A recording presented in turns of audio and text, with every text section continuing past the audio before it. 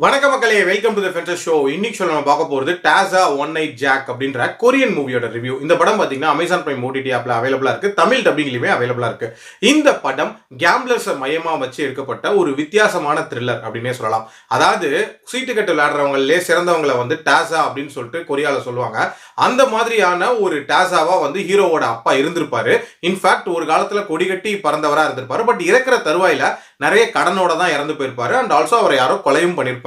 ஹீரோவும் பாத்தீங்கன்னா இந்த போக்கர்னு சொல்லக்கூடிய அந்த கார்ட்ஸ் கேம்ல வந்து பட்டை கிளப்பக்கூடிய ஒரு நபரா இருப்பாரு. இன்ஃபேக்ட் நிறைய அமௌண்ட் சம்பாதிச்சிருப்பாரு.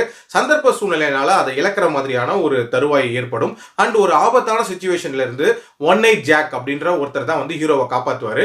இவரோட இன்டென்ஷன் என்ன அப்படின்னா, இந்த மாதிரி தலை சிறந்த தாசாக்களை வச்சு ஒரு டீம் ஃபார்ம் பண்ணி ஒரு மிகப்பெரிய ஜாக்பாட் அடிக்கணும் அப்படின்றது தான். அந்த ஜாக்பாட் என்ன, இவர் அதுக்காக எப்படி அந்த டீமை ப்ரிப்பேர் பண்றாரு, கடைசியா அடிச்சாங்களா இல்லையா அப்படின்றத அந்த படத்தோட கதை.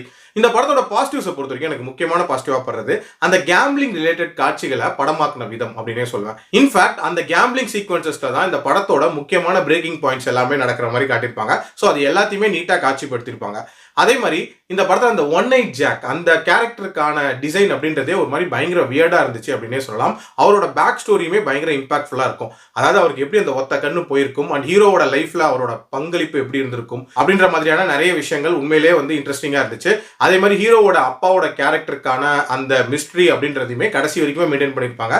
அண்ட் கடைசியுமே டு பி கண்டினியூட் அப்படின்ற மாதிரி தான் முடிச்சிருப்பாங்க.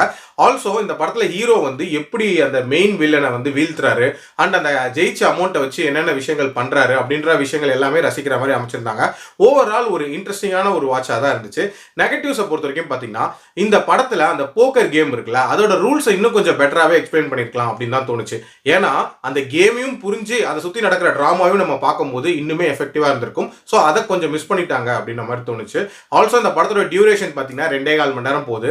சாலிடா இன்னொரு 15-20 மினிட்ஸ் கட் பண்ணிருக்கலாம். ஸோ இன்னுமே கிரிப்பிங்கா இருந்திருக்கும். எல்லாத்துக்கும் மேல இந்த படத்தோட வில்லனை வந்து ரொம்ப ஈஸியா வீழ்த்துற மாதிரி காட்டியிருப்பாங்க. ஸோ இன்னும் கொஞ்சம் பவர்ஃபுல்லா அந்த கேரக்டரையும் டிசைன் பண்ணிருக்கலாம்.